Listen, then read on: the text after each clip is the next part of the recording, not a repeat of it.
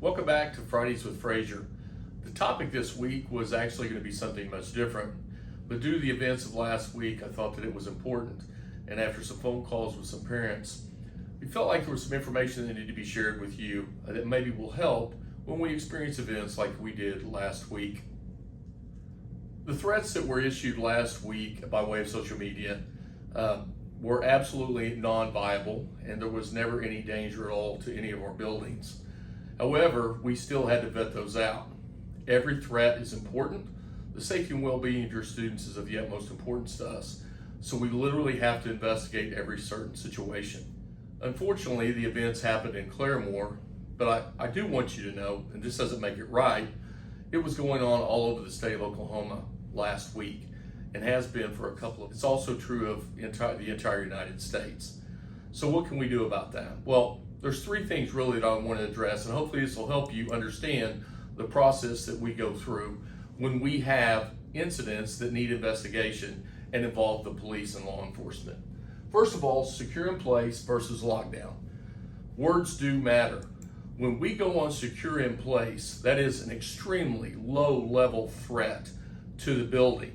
We do secure the outside perimeters, but let me give you an example of when we would use such. For example, if there's a burglary in the neighborhood, say 4 blocks away, no imminent danger to our students, but out of a precaution, we want to lock the doors. We don't want our students outside, so we secure in place and we allow our students to move as they normally would inside the building. Now, last week we did a secure in place for a little bit of a different reason. We needed the hallways in order to fully vet out a possible threat. So what we did is we did a modification of the secure in place. Teachers, students, secure in place, modification, stay in your rooms. So that allowed us to have the halls so that we could fully investigate and do what we needed to do in order to make sure that the building was secure. Again, in secure in place is situations that law enforcement and administration is working collectively together in order for us to vet out the possibility of whatever it may be. It could be a lot of different things, but again, emphasis being on secure in place. It is not a lockdown. Lockdown is much, much different. It is a much higher level of threat. And when that occurs, yes, the building will be locked from the outside. You will not be allowed in. Only law enforcement will be allowed in. And the doors and students will be locked inside, and there will be no movement, a much higher degree of threat. So once again, last week, what we experienced, a situation that we needed to vet out. We went into secure in place. The secure in place allowed us to work in conjunction with law enforcement and administrative team. And we went through and we searched lockers and did what we felt was necessary in order to vet the threat. Again, it was not a lockdown. Secure in place, a very low level threat, no imminent danger within the building. I think that's important. As I talked to parents last week, that was one of the things that they said. They continued to say, it was a lockdown, it was a lockdown, it was not a lockdown.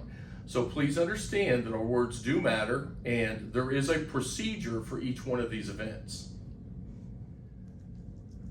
The next issue that I want to talk about is communication during an event.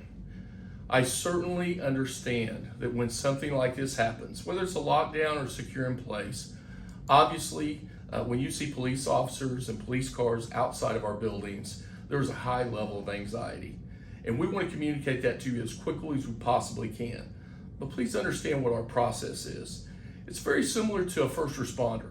If there's a car accident, for example, and first responders go to that situation, the first thing that they are concerned about is the safety of that individual, right? They don't make a phone call to the families. So very similar in our situation, when we have incidents that occur, the very first thing that we are always going to do is make sure our children are safe in the building. So student safety is number one. And yes, it could be locked down, and yes, it could be secure in place, but secure safety of our students is the number one thing that we do. Following that, we immediately begin the investigation. Again, in conjunction with our law enforcement. And by the way, we're extremely lucky here because we have a great relationship with our local law enforcement agency. They respond incredibly quickly, and we have a great relationship at all levels, top to bottom. So once that occurs and we're able to do our investigation and fully vet out that everything is safe, then the next phase to that is going to be to communicate. And again, we would love to be able to communicate to you immediately as soon as things happen. And there is, in fact, a lot of communication that's going on, but it's internal. It's by way of us to the law enforcement agencies. It's us to other sites. There is communication. It's just not external communication. So again, we're going to make sure the building is safe, the students are safe. Number one. Secondly, we have to vet out and we have to investigate to make sure, in fact, everything is okay. Once we have closure, once we have a determination, then we are going to externally communicate that out to you. Now, sometimes that happens quickly. Sometimes it takes a little longer. It depends on the investigation. It depends on how many things are involved. But we will always, always communicate to you. The third thing that I'd like to talk to you about is social media usage. During such an event, it is critically important that there is no misinformation. Sometimes there are conclusions made and dots are connected in an inappropriate way. So misinformation does nothing but incite fear in our community. It is not helpful. So what I would ask you to do is that if there's anything that is posted, we always tell our students, see something, say something to an adult, to an administrator, or to the police department. And again, if we have those issues, instead of spreading them or sharing them on social media, take those to the people that can absolutely investigate and vet those out thoroughly. I think that's critically important. Also, please understand that in the event itself, if students are inside a building, or if they're inside their classrooms, or if students are texting back and forth information to you, it could be inaccurate. And I would say this, if the information you are getting did not come from the police department or Claremore Public Schools, don't push it out. Don't put it on social media. It doesn't serve a purpose and it is not helpful to the solution. We need your help. We need your partnerships in order to make these go away, to vet these correctly out, and to make sure that our students, as we do every single day, are safe and have a great learning environment. Again, your partnership is required. The events that happened last week, high amount of tension, high amount of anxiety for the community, for parents, for teachers, for students, for the administration. And we realize that. But we truly did have a great relationship all the way through with the law enforcement agency, and the job that they did was absolutely amazing. So we can be really, really proud that we take everything very seriously. We communicate it thoroughly to the proper channels, and they vet those out thoroughly as well.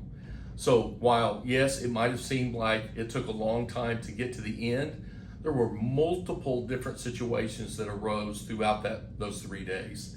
And again, I'm going to say, great response, and I felt like the administration and law enforcement did an amazing job.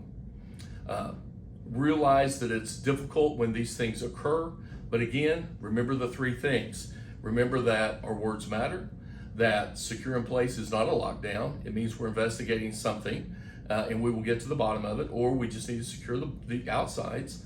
Communication, please be patient with us. We are absolutely going to make sure your children are safe first, and then we're going to investigate thoroughly, then we're going to get closure, and then we're going to communicate to you appropriately. I think that's very important. And lastly, social media. I would, again, just ask, please make sure that we don't spread misinformation. We know that you are concerned. We are concerned. We care about your child too. We care about your safety, just like you care about the safety.